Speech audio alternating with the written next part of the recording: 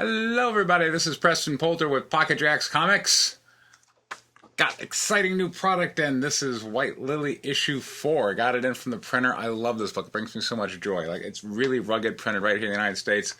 The Kickstarter is almost fulfilled. I've been shipping out everything over the last couple of days, and I've been putting some thoughts into video series that I might want to do. And I thought I really wanted to do something on virtue, because I look around, I interact with people, and I feel like virtue is kind of a lost.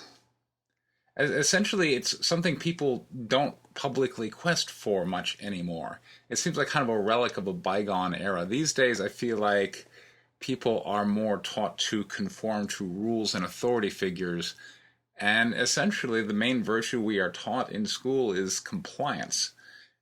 And we can get into trouble with compliance because that fosters a certain kind of authoritarianism. Now, granted, it's maybe a voluntary authoritarianism, but even then, that can be rather pernicious. And it also gives society kind of a dearth of leadership, if you will, because people no longer feel it is their place to take a leadership role. Instead, they have to defer to whoever society has anointed.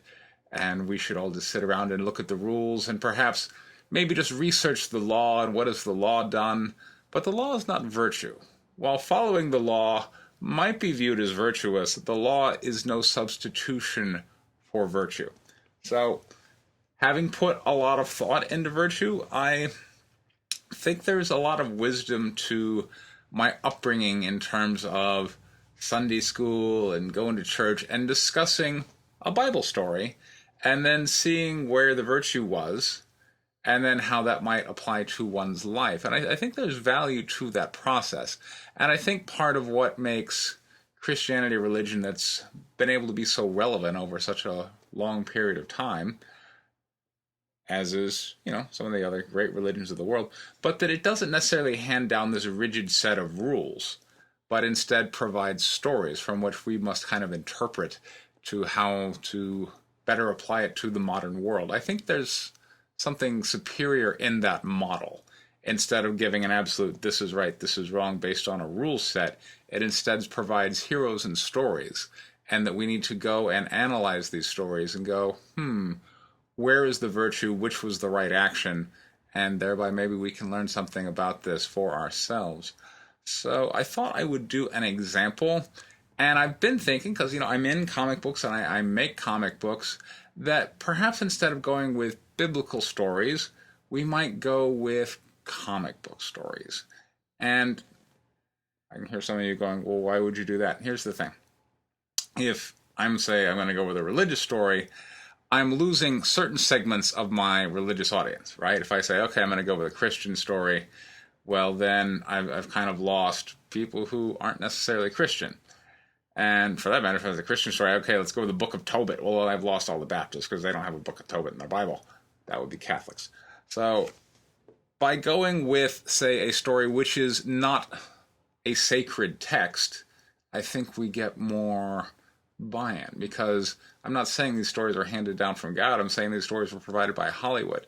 But what I believe Bible stories are kind of similar to what comic book stories are. They're stories that are put out there for mass consumption to teach us morals and virtue. And we have these great common stories that are, quite frankly, better told than a lot of the old ones. And they are just sitting there waiting for someone to come along and go, what is the moral exemplar, to use Aristotle's philosophy, which is I'm borrowing from rather heavily in putting these together. See, Aristotle also did not believe in, say, a rigid set of rules, but that instead the right thing to do was determined by virtue and character, and that it was only by looking at moral exemplars and kind of going with this notion of what he called, the golden mean, or at least what we modernly term it as, is, kind of halfway between, if we're, say, looking at courage. Well, cowardice might be over here, and courage based on foolhardiness might be over there, and the right action might be kind of somewhere in that middle. Essentially, Aristotle was giving us an invitation to nuance, which is something that we only see in reflection on stories. So, in order to look at the premise I've just put forward that we need virtue, I thought, well, why don't we take a look at one of my favorite Marvel movies, which is the original Thor. It was directed by Kenneth Branagh, who is a Shakespearean actor, and I tend to love his movies. They tend to be rather big. And he certainly played this one up to be essentially like the Epic of Gilgamesh kind of thing, like a long lost story that we might find that's thousands of years old, but instead it's a modern story, and I think it's told rather well. So we open up and we have Thor, who is set to inherit the kingdom of Asgard, and during his coronation ceremony, frost giants have invaded, the Jotuns. And then we're going to have a viewing instead of a reading. So let's look at, we have a decisions of leadership between Odin, who is our current king, and Thor, who is our about-to-be king, about how to respond to the Jotun threat. So let me go ahead and take a look at this clip with you. I'm going to put on my headphones. Hold on just a minute. All is well. All is well. They broke into the weapons vault. If the Frost Giants had stolen even one of these relics... They didn't. Well, I want to know why. I have a truce with Laufey, king of the Jotun. He just broke your truce. So we start off, and we're seeing this disagreement, which basically amounts to young Thor, who is confident in his warrior abilities, as well he should be. He's, as we learn, he's been very competent on the battlefield, and he has earned the right to call himself a warrior. But it's one of those situations where when all you have is, literally in this case, a hammer, everything begins to look like a nail. So the Frost Giants have invited each time to smash them. And Odin, who has seen a lot of wars, and he understands the horrors of it and the horrors of warring with the Frost Giants, is kind of saying, maybe it's not so bad. Odin is kind of going as, well, let's forgive them and kind of see where it goes. They know and, you are vulnerable. All right, let's see.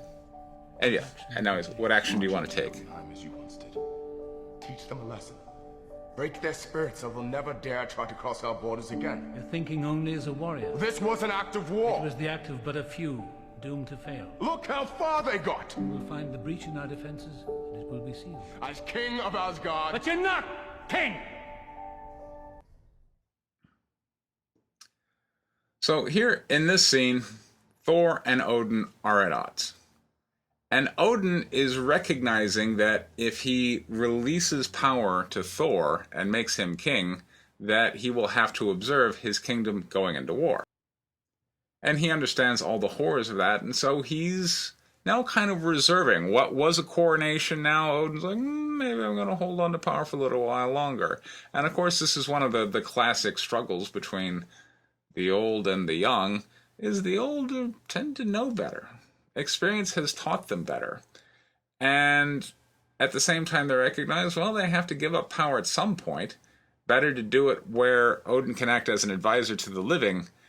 But notice that's what he's trying to do here. He's trying to advise Thor of, hey, we should try and shore up our defenses, maybe do investigation, maybe do some kind of symbolic or something less than full-on war, and yet Thor is bloodthirsty, and so Odin refuses to relinquish power, which of course incenses Thor even more. And so instead, Thor goes and calls upon his friends, and he's reminding them of, hey, you remember that time we did that cool stuff, and he's reminding them of all the past glories they have, and he's making a new invitation to another glorious story. And so now we find ourselves down in Jotunheim. So let's take a look at that scene.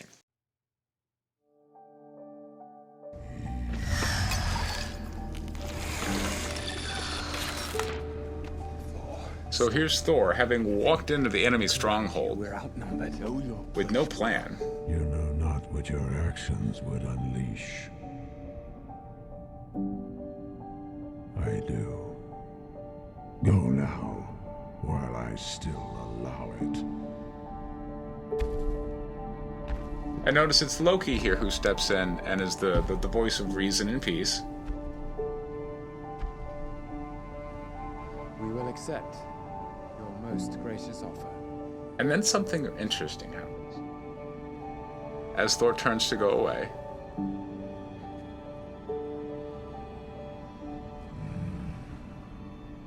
We have this taunt.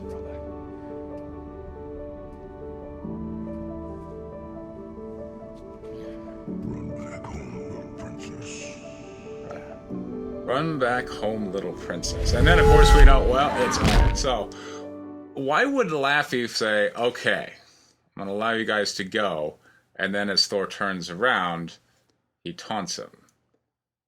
Well, I mean, clearly it would seem like maybe Laffy really didn't want peace after all.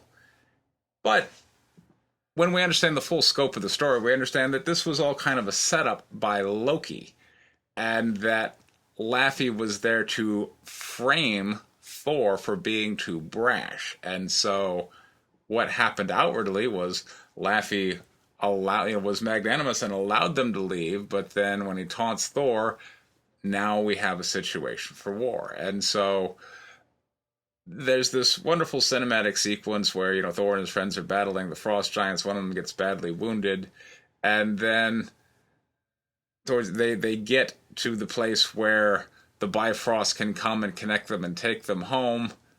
Yet they're calling for Heimdall to activate the Bifrost, and it's starting to be pretty grim. But then the Bifrost activates, and down comes the mighty Odin, and Thor makes this call. Let's finish them together. But of course, Odin is like, no, this is not it. And so now when we go back up, now we have Oki, Odin, and Thor, and Odin has to make a decision. Thor has defied his wishes. He's gone down to Jotunheim. He's broken the rules, but at the same time, Thor is Odin's only son. He understands that, Loki is ultimately a frost giant, and that Loki's a trickster, and so he has a decision to make, which is what to do. So we know ultimately what decision that is, but I want to kind of put you in the mindset of Odin, of is it better to give Asgard over to a brash Thor or a cunning but deceitful Loki? And if he gives it to Thor, I think Odin rightfully knows that this is going to set Asgard on a course for war, and ultimately it will lead to destruction, which is ultimately where kind of that fascist model of we need to band together against external threats will lead. Is maybe it'll get people unified, you'll be against a common enemy, but ultimately it's going to lead to the destruction of your civilization. Better off to give instead to cunning, deceptive, essentially corrupt figures, rather than to kind of the outwardly militaristic figures. And so we have this really cool banishing scene whereby Odin banishes Thor. So let me go ahead and show you that. Why did you bring us back? You realize what you've done, what you've started? I was protecting my home. You cannot even protect your friends. How can you hope to protect the kingdom? Get into the healing room. No! There won't be a kingdom to protect if you're afraid to act. Alright. There won't be a kingdom to protect if you're afraid to. Isn't that always the call of those who seek military aggression? It's, look, you can't pursue some kind of peaceful process. If you do, you will lose everything. So they always escalate it to this all or nothing decision where they are the only answer. And of course, Odin knows that it's inherently a lie. That's pride and vanity talking, not leadership. You've forgotten everything I taught you. What a warrior's patience. While you wait and be patient, the Nine Realms laugh at us. The old ways are done. You'd stand giving speeches while Asgard falls. You are a vain, greedy, cruel boy! And you are an old man and a fool!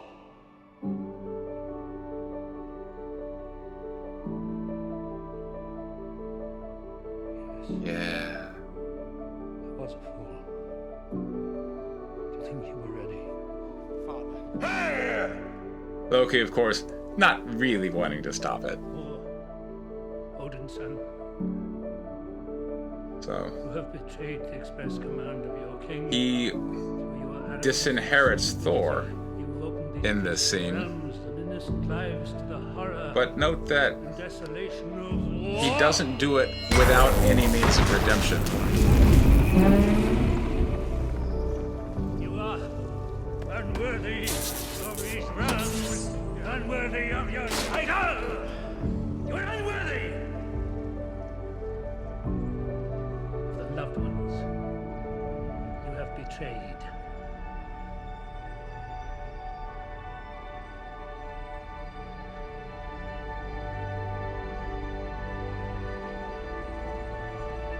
I now take from you your power.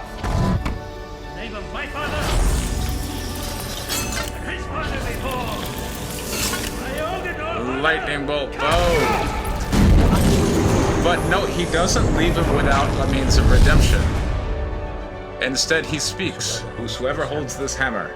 If he be worthy, And so he gives Thor a quest of redemption and sends the hammer on its way. And I think ultimately in life, and this is going to be a talk I'm going to give in a separate video for the future, but when you've been beaten down and ultimately you are sitting there looking around your life and all you're seeing is a bunch of shambles, which is where Thor is about to find himself, it's not without a means of redemption. It is through pursuing the redemption that you often learn the life lessons you need in order to truly excel. But of course, that's going to be a talk for another time.